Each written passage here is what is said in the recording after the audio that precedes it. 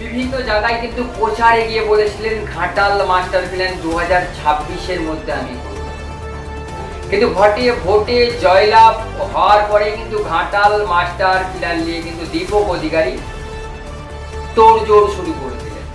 আর এই মুহূর্তে স্ক্রিনে যে ফুটেজটা দেখতে পাচ্ছেন, খবর 10-এর ক্যামেরা পার্সন যে ফুটেজটা দেখাচ্ছে, ঘাটাল মাস্টার প্ল্যান নিয়ে আলোচনা হচ্ছে।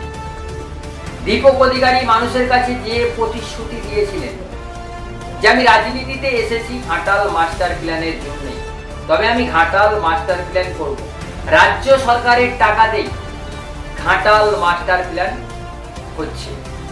তার আগেই দীপক অধিকারী প্রাথমিক যে ঘাটাল মাস্টার প্ল্যানের যে মিটিং মন্ত্রীদের সঙ্গে, আর সেই চিত্র সরাসরি আপনারা দেখতে পাচ্ছেন।